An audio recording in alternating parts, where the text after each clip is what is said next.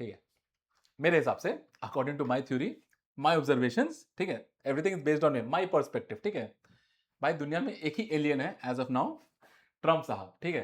ये जब से आए हैं मतलब सारी दुनिया की लगा के बैठे हैं, तो होता है ना, मान के चले किसी दूसरे ग्रह से ट्रम्प साहब को भेजा गया है ताकि वो हमारी ग्रह का लगा दे। ये है आज की कहानी, ठीक है। इन्होंने सब कुछ के बीच में भाई, ईरान अलग चल रहा है, दुनिया अलग चल रही है, उसके बीच में यूएफओ को घुसा दिया। It is important, scientific community के लिए ये टॉपिक बहुत इंपॉर्टेंट है, बट टॉपिक से ज्यादा इंपॉर्टेंट टाइमिंग होता है, ठीक है। एक बहुत अच्छी कहावत है, मैं रिलेट करता हूं, ये कहावत, अगर एक क्लाउन को राजा की गद्दी मिल जाए ना, तो वो क्लाउन राजा नहीं बनता है, सारी प्रजा जो है वो सर्कस में बदल जाती है। और ये बहुत पुरानी कहावत है कि अगर the character of the organisation is defined by its leader, जो आपका लीडर होगा ना, उसी से पता चलता है सारा ऑर्गेनाइजेशन कैसा है। बस टाइमिंग का देखिए, ठीक है, टॉपिक बाद में, टाइमिंग। पिछले बार एप्स्टीन एप्स्टीन बहुत चल रहा था, तो ट्रम्प साहब ने एप्स्टीन फाइल्स को तो आज तक नाम के लिए बस ओपन किया, पर जब एप्स्टीन का आवाज बहुत ज्यादा उठा तो वेनेजुएला को कब्जा कर लिया, मतलब वेनेजुएला के प्रेसिडेंट मदुरो साहब को उठा लिया ताकि लोग एप्स्टीन भूल जाएं। अब सारी दुनिया ईरान से त्रस्त है क्योंकि अमेरिका कुछ खास कर नहीं पा रहा है, तो ईरान के ऊपर सारी दुनिया में शांति लाने के लिए ट्रम्प साहब ने यूएफओ यूएफओ खेल डाला, ठीक है। अब खेल डाला तो हमें देखना पड़ेगा। This is all the topics, क्यों खेला वो भी इंपॉर्टेंट है, ये है ज्यादा इंपॉर्टेंट न्यूज, ये हम बाद में डिस्कस करें, पर ब्रीफली बता दे रहा हूं। सारी दुनिया को यह बताया जा रहा है कि भाई ईरान के पास न्यूक्लियर एनरिचमेंट प्रोग्राम है, ईरान के पास यूरेनियम है, और अमेरिका को साम दाम दंड भेद से वो यूरेनियम निकालना है। न्यूज आया कि अमेरिका ने यूरेनियम निकाला, frustrated by Iran, Trump at last seizes enriched uranium, इस आर्टिकल में बताया। भाई ट्रंप ने फाइनली यूरेनियम निकाल लिया, बस ईरान से नहीं निकाला भाई, वेनेजुएला से निकाला, ठीक है। ये है न्यूज, बट फ्रॉम वेनेजुएला। तो सारी दुनिया में रोना रोया जा रहा है ईरान का, बट फाइनली एनरिच्ड यूरेनियम कहां से निकाले गया? वेनेजुएला से। ये है इंपॉर्टेंट न्यूज। उसको छुपाने के लिए, या फिर होता है ना फन के लिए, जैसे ट्रम्प साहब ने ट्वीट भी किया है, for fun he has published all the files, एक लॉट में, ऐसा नहीं बहुत ज्यादा फाइल नहीं, लगभग 60-65 फाइल्स के पास लॉन्च कर दिया है, जो यूएस के पास, एडमिनिस्ट्रेशन के पास जो भी इंफॉर्मेशन था रिगार्डिंग यूएफओस, यूएफओस का मतलब अनआइडेंटिफाइड फ्लाइंग ऑब्जेक्ट्स, ये कॉमन टर्म है, उससे बेटर टर्म्स देखें हम लोग, ठीक है। ये सब ऑफिशियल है कि ये है। अब हम लोग डिस्कस क्या क्या करेंगे, ये पहले बता दे रहा हूं। सबसे पहले एप्स्टीन के बारे में ब्रीफली, कि भाई एप्स्टीन की कहानी क्या थी, नॉट इंपॉर्टेंट, पर एप्स्टीन को छुपाने के लिए इतना कुछ चल रहा है। उसके बाद भाई अगर एलियंस की बात हो रही तो अपना जादू पता ही होगा आपको, रिजेम्बलेंस के लिए। फिर नासा और एफबीआई बेकार में घिस रहे हैं, मतलब NASA is known as an organisation जिसकी क्रेडिबिलिटी है भाई, पर अब नासा को भी इस यूएफए वाले एंगल में घसीटा जा रहा है और कुछ नहीं कर सकते। उसके बाद 8 पॉइंटेड स्टार, जो सबसे मिथिकल ऑब्जेक्ट दिखाया गया अभी तक, वो 8 पॉइंटेड स्टार है। इससे जिसके ऊपर बारे में बहुत सारी मूवीज बन चुकी है। एरिया 51 क्या है? मोस्ट इंटरेस्टिंग चीज, जहां से ये पूरी कहानी चालू हुई एलियंस का, that is known as Roswell mystery, इसके बारे में बात करेंगे हम लोग। फिर फ्लाइंग डिस्क क्या था, आजकल जो मूवीज में हम लोग मेजॉरिटी देखते हैं फ्लाइंग डिस्क रहता है जो एलियन को रिप्रेजेंट करता है, वो भी दिखा गया है। उससे रिलेटेड प्रोजेक्ट मंगोल क्या है, ये अमेरिका और रशिया का जो कोल्ड वॉर था ना उस टाइम चल रहा था, वो भी डिस्कस करेंगे। फिर ब्लू बुक क्या था, ऑल सीक्रेट इंफॉर्मेशन सीक्वेंस में। फिर टिक टैक खाए हो ना, टिक टैक इंसिडेंट भी हुआ है जिसमें एक स्पेसशिप को टिक टैक बोला गया था। उसके बाद कुछ लॉजिक के बारे में बात करेंगे। हाँ देखो, पहले बता दे रहा हूं, हो सकता है यार कि एलियंस होंगे, ऐसा थोड़ी ना होगा कि धरती एक जगह होगा, बहुत सारे और होंगे जहां होता है ना जीवन रहता होगा, उनके पास क्यूरियोसिटी होगा हमसे मिलने की, जैसे हमारे पास क्यूरियोसिटी है उनसे मिलने की। We are not denying the fact कि ऐसा नहीं होगा। मुझे तो लगता है बहुत सारे ऐसे ग्रह होंगे दूर दराज कहीं जहां जीवन होगा, बट होगा अपनी जगह। अभी हमें क्या जरूरत है वो डिपेंड है, ठीक है। सबसे पहला टॉपिक एप्स्टाइन फाइल्स, ठीक है।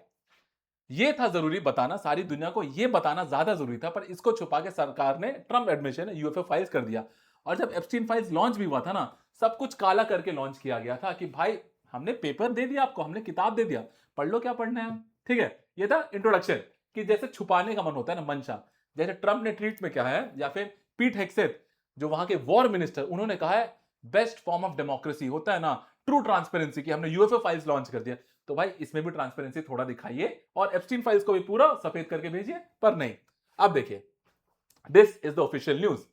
Presidential unsealing and reporting system, सब में वही बताया गया कि department of war releases unidentified anomalous phenomena files, यही सब है। और इंडियन मीडिया भी कुछ हद तक बहुत कवर कर रही है। हॉवरिंग ऑब्जेक्ट, सब में वही बताया गया है। यहां पे भी पढ़िए, hovering objects and flashing lights, what we learn from UFO documents. सारे डॉक्यूमेंट्स फर्स्ट, ऐसा नहीं सब कुछ नहीं दे दिया गया है पब्लिक डोमेन में, 1/3 या half of the files release किया गया है। ये टॉपिक आज का नहीं है, 2021 के आसपास भी या 2017 के आसपास भी ये बहुत ज्यादा न्यूज में था। This is that article, glowing auras and black money, New York Times का आर्टिकल है, उस टाइम से ये थोड़ा मोमेंटम कैच करना चालू किया, ठीक है। और मोमेंटम कभी कैच करे, सही टाइम पे उसको निकालना जरूरी था, समझिए होगा अभी सही टाइम क्या है, तो उस टाइम से ये चल रहा है और ऐसा ऐसा अच्छी सी चीजें दिखाया जा रहा है, ठीक है। पहले वर्ड शब्द समझिए, ये है ट्रम्प साहब का ट्वीट, ठीक है। उन्होंने बहुत अच्छे से एक लाइन लिखा है, the people can now decide themselves what the hell is going on, ठीक है। मतलब उनका कहना, भाई मैंने पब्लिक डोमेन में सारा इंफॉर्मेशन दे दिया, अब आप सोचिए कि भाई ऐसा होता है या नहीं होता है। इसमें दो शब्द जो उन्होंने खुद लिखा है, यूएफओ एंड यूएपी, ये पहले समझ जाइए क्या ये टेक्निकल चीज है नाम के लिए। UFO and UAP, UAP is unidentified anomalous phenomena, formerly known as unidentified aerial phenomena. बस इतना पढ़ रहे हो तो भाई ये भी जान लो कि है क्या फुल फॉर्म। जो इससे पहले प्रचलन में था वो था यूएफओ, अनआइडेंटिफाइड फ्लाइंग ऑब्जेक्ट, और किसने दिया था, यूएस के एयरफोर्स ने दिया था। जैसे जैसे हम स्लाइड्स में आगे जाएंगे आप समझ पाएंगे, यूएस का एयरफोर्स का सबसे ज्यादा भागीदारी है इन दिस यूएफओ या यूएपी फिनोमिना। जितने एलियंस के बारे में सबसे ज्यादा बातचीत, थ्योरी जो बन के आई है, वो यूएस एयरफोर्स के, क्योंकि भाई उड़ते वही है तो उन्हीं को दिखेगा, समझ गए ना, ठीक है। ये थी कहानी। अब नासा को क्यों जबरदस्ती खींच लिया गया, क्योंकि NASA is a credible organisation, ठीक है। बाकी कुछ हो ना हो, नासा की क्रेडिबिलिटी अपने आप में बहुत ज्यादा है, कुछ हद तक एफबीआई की क्रेडिबिलिटी भी यूएसए में बहुत ज्यादा है। तो इस ट्वीट में हमारे सेक्रेटरी ऑफ वॉर पीटर हेक्सेट साहब ने कहा कि भाई मस्त मस्त मस्त हमने सब दे दिया, लास्ट लाइन में पढ़िए, department of war releases unidentified anomalous phenomena UAP files in historic transparency effort. इतनी ट्रांसपेरेंसी दिखा दिया उन्होंने कि उन्होंने कहा है कि भाई जो फाइल, अगर आप इस डॉक्यूमेंट में अंदर जाएंगे ना, जो फाइल कौन से डिपार्टमेंट से वेरीफाई की गई ना, वो तक बताया उन्होंने। उसमें मेजॉरली डिफेंस डिपार्टमेंट है, एयरफोर्स डिपार्टमेंट है। मेरे इंटरेस्ट में दो डिपार्टमेंट आ गया, एक था नासा का department because NASA is a credible organisation, और दूसरा एफबीआई का डिपार्टमेंट, ठीक है। ये दो का भी नाम, आप सोचो इतना साइंटिफिक कम्युनिटी है, ठीक है, उसमें नासा का फाइंडिंग्स होगा, पर डायरेक्टली नासा का नाम लेने के लिए now it will create a divide. जैसे एक और आर्टिकल दिखाऊंगा आपको कि भाई अब जैसे यूएफएस की बात आ रही है ना, तो क्रिश्चियन कम्युनिटी में रिलीजियस डर आने लगा है, ठीक है। सब कुछ एक डिफाइंड सेट ऑफ नियम में चलता है, अब वो नियम अगर टूटेगा तो क्या होगा वो दिखाऊंगा आगे। देखिए दिस, सबसे पहले पता है ना हम चांद पे कदम रखे हैं, तो दूसरा इंसान जो चांद पे कदम रखा है उनका नाम है Buzz Aldrin, and he has actually said officially, अब क्योंकि रिलीज कर, ही हैज ऑफिशियल कि जब वो चांद पे थे तो उनको ऐसा ऐसा कुछ लाइटिंग वाइटिंग दिख रहा था, फायर क्रैकर जैसा, ठीक है। First man to step on moon नहीं, सेकेंड मैन, याद रखिएगा। नेक्स्ट देखिए, यहां से वही अलग अलग चीजें बताई जा रही है। वॉच डिक्लासिफाइड फुटेज, कि भाई देखो पहला बात बता रहा हूं, किसी को कुछ समझ में नहीं आ रहा है ना, किसी को क्लियरली कुछ दिख रहा है, बस दो तीन स्पॉट इधर, एक लाइट उधर, एक शैडो उधर, उतने ही के लिए सब खेल रहे हैं। काम की बात, Trump alien files could shatter Christian belief, क्योंकि आपका धर्म एक बिलीफ सिस्टम पे बेस्ड है कि भाई दुनिया ये है, भगवान ये है। अब अगर बोला जाएगा कि और भी कहीं कुछ है, तो इसी को बोला जाएगा could shatter Christian belief. We are not trying to hurt anyone sentiments, but ऐसा बोला गया है, ठीक है। अब देखिए सबसे बड़ी बात यहां है, ये ऑफिशियल है सरकार का, यूएस डिपार्टमेंट ऑफ वॉर का, ठीक है। अब आप सोच के देखो, which any department is known to be more scientific, अब वो डिपार्टमेंट ये चीजें बता रहे हैं कि भाई हमसे ऊपर भी कोई है, या फिर कुछ ऐसी चीज है जिसके बारे में हम जानते भी नहीं है। इन सच अ टाइम जहां यूएसए खुद एक्टिव वॉर में नहीं, पैसिव वॉर में इन्वॉल्व है, department of war releases unidentified UAP, फिर से files in historic transparency effort. अब मेरे को ये समझ में नहीं आ रहा है इसमें ट्रांसपेरेंसी क्यों इतना एम्फसाइज किया जा रहा है। भाई transparency should be release related to Epstein files, पर यहां यूएफएस के लिए ट्रांसपेरेंसी, भाई हमने सब बता दिया। अब देखिए बहुत अच्छी चीज है, ये एक फ्लाइंग डिस्क है, ये ग्राफिकली एनिमेटेड इमेज है और एनडीटीवी की स्टोरी है, पर ये कहा जाता है, ये बहुतों ने देखा है, पेंटागन रिलीज फाइल, ये एक फाइल है ना, ये प्रॉपर वीडियो है, and in that video they've shown कि भाई they are trying to track an object जो उनके स्पीड से भी आगे हैं, ठीक है। धीरे धीरे हम देखेंगे, जब टिक टैक हुआ ना, टिक टैक इंसिडेंट करके है, उसमें यूएस के फाइटर जेट्स कुछ एक ऑब्जेक्ट को कैच नहीं कर पाए, तो सोचो उस ऑब्जेक्ट का स्पीड कितना ज्यादा होगा, उसे बोलते हैं टिक टैक मोमेंट, होता है ना, within a flash of a second.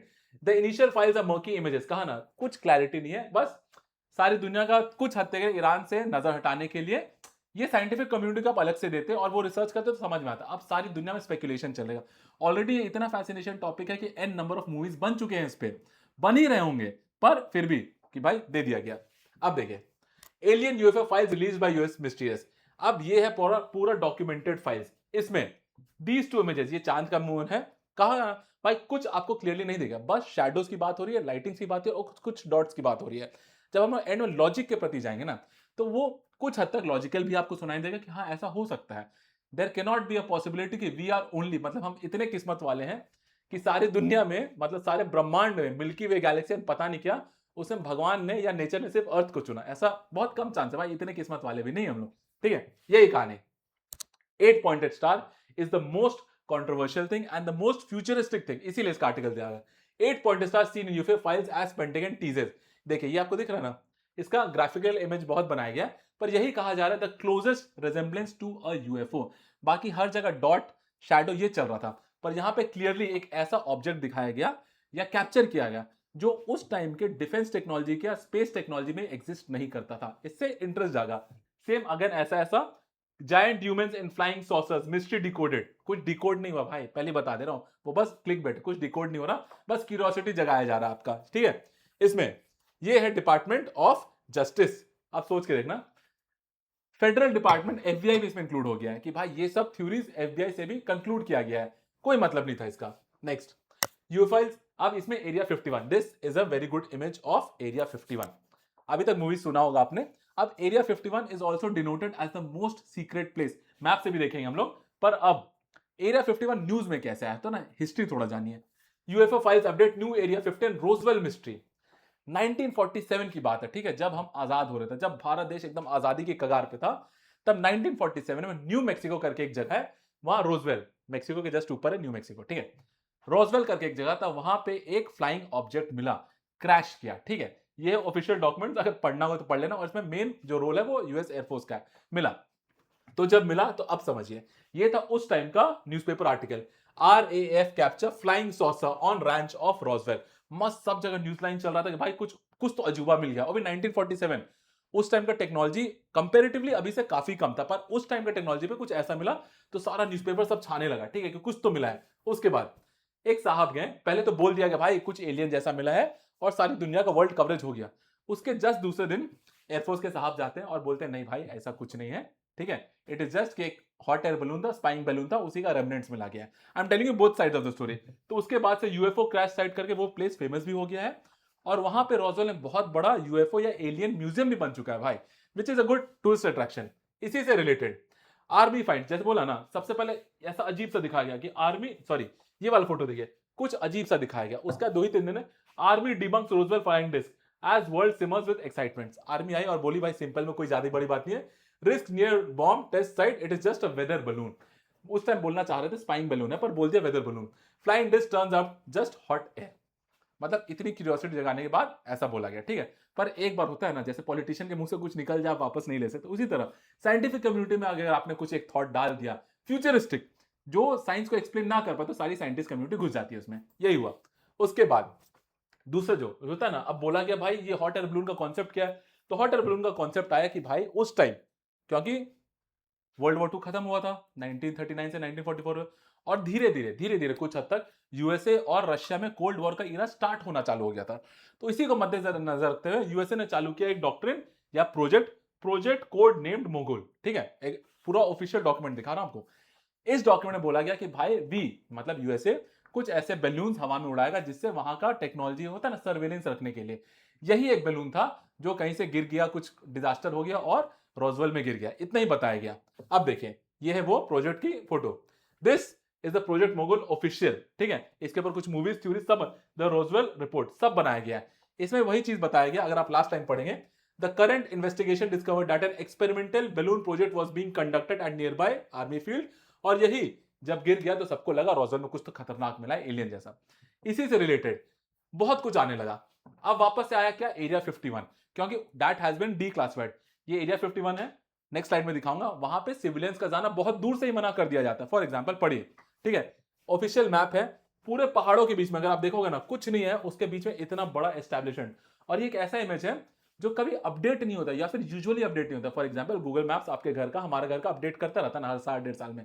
ये एक ऐसा इमेज है जो बहुत रेयरली अपडेट होता है। फॉर एग्जाम्पल इसराइल का अब जो तबाही हुई है इसराइल में, वो भी रेगुलर अपडेट नहीं हो रहा है, ठीक है। Area 51 is highly classified US air force facility, बोला ना मेजॉरिटी चीज यूएस एयरफोर्स से रिलेटेड होगी। इन सदर्न नवाडा 83 माइल जो भी use for developing and testing top secret कुछ, समझ गए। तो ये और न्यूज में आया। नेक्स्ट इमेज से बेटर, ये मस्त मैप है, ठीक है, कुछ ऐसा दिखता है, मतलब कुछ अजीब सा दिख रहा है ना, और उसके नीचे देखिए इतना बड़ा एस्टैब्लिशमेंट बनाया गया है टू कीप इट वेल। अगर सीक्रेसी है, देखो पहले पीट हेक्सेन था ट्रांसपेरेंसी, तो फिर यहां ट्रांसपेरेंसी कहां गई। मिलिट्री एस्टैब्लिशमेंट प्रोटेक्ट किया जाता है, it is a world wide phenomena, कोई दिक्कत नहीं है। वहां पे बहुत सारे ऐसे पोस्टर लगा रहते हैं कि रिस्ट्रिक्टेड एरिया, ट्रेसपासिंग मतलब बिना परमिशन के आना जाना स्ट्रिक्टली मना है, ठीक है, यू विल बी प्रोसिक्यूटेड, अच्छे से लिखे। नेक्स्ट जो आता है, भाई इतना कुछ होने के बाद आप मोगल भी देख लिया हमने, रॉसवेल भी देख लिया, एरिया 51, एक और अच्छी चीज आती है, ब्लू बुक, ठीक है, एंड अगेन ऑल ऑफ बहुत खोज के लाया ब्लू बुक। ब्लू बुक एक किताबी जैसा है जिसमें जितने भी ऑलमोस्ट 12,000 यूएफओ साइटिंग्स के बारे में बताया गया, और 1960-70s की बात है, ये हाल फिलहाल की बात नहीं है। दिस वाज द ब्लू, उसमें पूरा ऑफिशियल सब कुछ बताया गया था उस ड्यूरेशन से पहले कितना बार UFO sighting, and it is not conclusive, अभी बता दे रहा हूं कि हो सकता है आपने रात में उड़ता हुआ कुछ देख लिया, अब आपको लगा कुछ और, होगा कुछ और, हो सकता है कुछ और, पर जितना भी ऐसा कैलकुलेशंस किया गया था इंक्लूडिंग मून वाला जो बस एल्ड्रिन ने बोला था, वो भी इसी में डॉक्यूमेंट किया गया था कि भाई इतना कुछ हुआ है, date of sighting, time of sighting, where it was sighted, object का लेंथ, विड्थ, सब बताया गया। इससे अगेन क्यूरियोसिटी पीक पे चली गई, ठीक है, ये हुआ। प्रोजेक्ट अनडिफाइंड फ्लाइंग ऑब्जेक्ट्स, पूरा जनरल इंफॉर्मेशन है, and it is the official record of USA itself, national archives में है कि उस टाइम मतलब 12,000 फाइंडिंग्स बहुत ज्यादा होता है। आपके दिमाग में बीच में ख्याल आएगा कि भाई इंडिया का क्या रिपोर्ट है। देखो, इंडिया ने अभी तक ऐसा कुछ नहीं बताया कि whether it has met, not met, research, not research, interest भी है या नहीं है, ठीक है, हम अपनी दिक्कतों से पहले सॉल्व कर ले, एलियन के बारे में हम लोग बाद में सोचेंगे, पर जादू है हमारे पास, हमने दिखाया था, ठीक है। दिस नेक्स्ट टॉपिक इससे रिलेटेड है, टिक tac incident. She is the, होता है ना फ्लाइंग जेट की पायलट, इन्होंने कहा है कि भाई retired navy lieutenant commander Alex Dietrich was among several aviators from aircraft USS Nimitz, बहुत बड़ा एयरक्राफ्ट कैरियर है, ठीक है, involved in 2004 encounter with an unknown aircraft. What she said is कि भाई, ये कह रही है भाई एविएटर है, जेट पे थी, मतलब समझ रहे हो ना, फाइटर जेट पे उड़ रही थी, और कोई एक ऐसा ऑब्जेक्ट था जो उनसे भी फास्ट गया और ये उनको ट्रैक नहीं कर पाई थी, और इन्होंने ऑफिशियल डॉक्यूमेंट किया है उसको। देखो, फाइटर पायलट सेज यूएफए ही चेस्ड इन 2000 कमिटेड, मतलब एक्ट ऑफ वॉर, मतलब एलियन आ गया आपकी टेरिटरी में तो उसको एक्ट ऑफ वॉर बोल रहा है दैट। और ये इंडियन आर्टिकल भी है, the tic tac incident retired unit recalls encountered UFO days before US revert, the report has marked a turning point. मतलब सोचिए एक ऐसा इंसिडेंट जो उस टाइम के यूएसए को फाइटर जेट को हरा दिया था स्पीड में, ये बस स्पेकुलेशंस है एंड किसी का टेस्टिमनी है, we are not denying it, पर ऐसा हुआ था।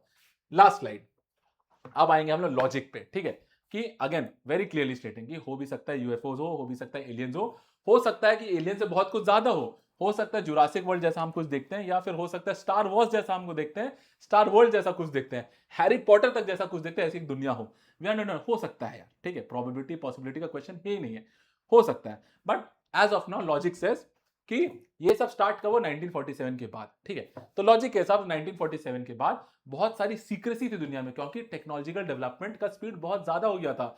There were two rising super powers and both were inclined in defeating each other, कि एंड में लास्ट मैन लास्ट नेशन जिसको सुपर पावर कहा जाएगा, अल्टीमेट सुपर पावर कहा जाएगा, वो कौन सा रहेगा। तो ऐसी ऐसी टेक्नोलॉजिकल डेवलपमेंट हुई जो आम जनता को बहुत रेयरली देखने मिलती थी, जैसे आज में for example seeing a B2 bomber sight is actually very rare, seeing a submarine is actually very rare, ठीक है, तो उस जमाने में एक ऐसा फ्लाइट था, और ये मेरा one of the favourite flights है, I have never ridden it, मिलेगा भी नहीं चलाने, पर इसकी टेक्नोलॉजी 1940s के हिसाब से खतरनाक थी भाई, इसको बोलते हैं black bird RS-71, one of the most expensive, most fast of that times and even till today. अब सोचिए अगर ये चीज ऐसा कुछ उड़ रहा होता, ठीक है, मस्त लग रहा है ना, इसी के कॉन्सेप्ट पे मूवी भी आई है, नॉट इंपॉर्टेंट, ठीक है, टॉप गन के जो लेटेस्ट मूवी है ना, उसमें जो मस्त फ्लाइट एयरक्राफ्ट दिखाया वो इसी से इंस्पायर्ड है। बट सोचिए 1940s 50s 60s में जिनको इनके बारे में पता, उनको छोड़कर दुनिया में कोई भी इसको देखा होता तो कुछ ऐसा इमेजिन किया होता जो अनइमेजिनेबल है, ठीक है।